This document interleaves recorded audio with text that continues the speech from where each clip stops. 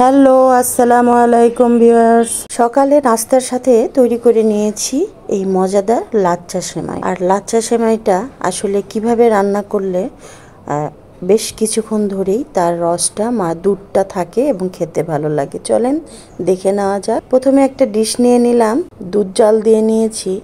1 KG দুধকে আমি জাল দিয়ে হাফ কেজিরও কম করে নিয়েছি।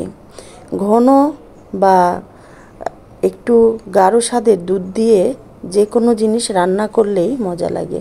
কাজু বাদাম, পেস্তা বাদাম, তেজপাতা, এলাচ আর একটু দারচিনি কুচি কুচি করে কেটে নিয়েছি। কাজু বাদাম আর পেস্তা বাদামটা, সাথে কয়েকটা কিশমিশও কুচি করে নিয়েছি। এখন একটা সার্ভিং ডিশ নিয়ে নিলাম, বলের উপরে দিয়ে দিলাম প্রাণের লাচ্ছা সেমাই। প্রাণের লাচ্ছা সেমাইটা ভালো করে আমি যেভাবে লাচ্ছা সেমাই রান্না করে থাকি, ডিশের উপরে আগে ঢেলে 1 প্যাকেট প্রাণের লাচ্ছা সেমাইয়ের 3 ভাগের 2 ভাগ ঢেলে নিয়েছি।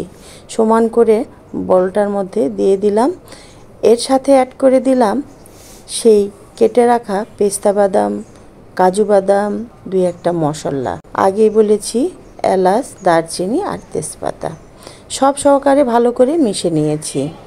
এর সাথে দিয়ে দিব পরিমাণ মতো চিনি। আসলে মিষ্টিটা যে যেমন খেতে পছন্দ করে, তো আমার ঘরে খুব একটা বেশি মিষ্টি পছন্দ করে না, তবে মিষ্টি খাবারে আবার মিষ্টি যদি পরিমাণ মতো না দেওয়া যায় স্বাদও লাগে না। তো দিয়ে দিয়েছি আমি এখানে 5 থেকে 6 টেবিল চা চামচ চিনি। সেমাইয়ের সাথে ভালো করে মিশিয়ে নিলাম, খুব ভালো করে, যাতে সমানভাবে চিনিটা পুরা সেমাইয়ের সাথে মিশে যায়। মনে হচ্ছে কেন যেন একটু কম হবে, কারণ দুধের পরিমাণটা একটু বেশি, তাই আবারও 2 চামচ চিনি দিয়ে মিশিয়ে নিচ্ছি, সমান করে নিয়ে নিলাম।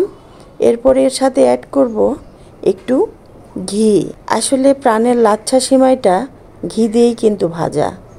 তারপরে বগুড়ার যে ঘিয়ে ভাজা আকবরিয়ার লাচ্ছা সেমাই আছে, সেখানে যে পরিমাণের ঘি দেওয়া থাকে বা যে পরিমাণে ঘ্রাণটা বের হয়, সেখানে আর আলাদা করে ঘি দিতে হয় না। তো এখানে আমি 1 টেবিল চা চামচের মতো ঘি অ্যাড করে নিলাম। তারপরে সব সহকারে আবার একবার মিশিয়ে নিচ্ছি। সবগুলো উপকরণ একসাথে মিশিয়ে নিয়ে এর সাথে দিয়ে দিব আমি সে আগে থেকে জ্বালিয়ে রাখা ঘন দুধ। এই দুধটা আমি পুরাটাই ঢেলে দিব, কারণ কি লাচ্ছা সেমাই যত বেশি সময় ধরে বা ফ্রিজে রেখে ঠান্ডা করে খেতে আমার খুব ভালো লাগে। দুধ পরিমাণ যদি কম হয় তাহলে দেখা যায় যে দুধটা শুষে নিয়ে একবারে শক্ত হয়ে গেছে, বা যেটা আমার ভালো লাগে না। তাই একটু দুধের পরিমাণটা বেশি দেওয়ার চেষ্টা করি। এতে করে 10 মিনিট ভিজিয়ে রাখার পরেই খুব সুন্দর একটা গাঢ় হয়ে যায় বা ঘন হয়ে যায়। সাথে সাথে যদি খাওয়া যায়, খেয়ে নেওয়া যায়, তাহলেও ভালো লাগে। আবার একটু ফ্রিজে রেখে ঠান্ডা করে খেতে সেটাও ভালো লাগে। এই তো 10 মিনিট পরে ফিরে আসলাম। সার্ভ করার জন্য সেমাইয়ের বাটি চামচও রেডি করে নিয়েছি। খুব সুন্দর হয়েছে, পুরোটা দুধ চুষে নিয়েছে, বাট অনেক দুধ এখনও রয়েছে, যেটা আরও 2-4 ঘন্টা পর্যন্ত সেমাইয়ে সুন্দর দুধ হয়ে থাকবে, খেতেও মজাদার। আজকে পর্যন্তই, শুভ সকাল।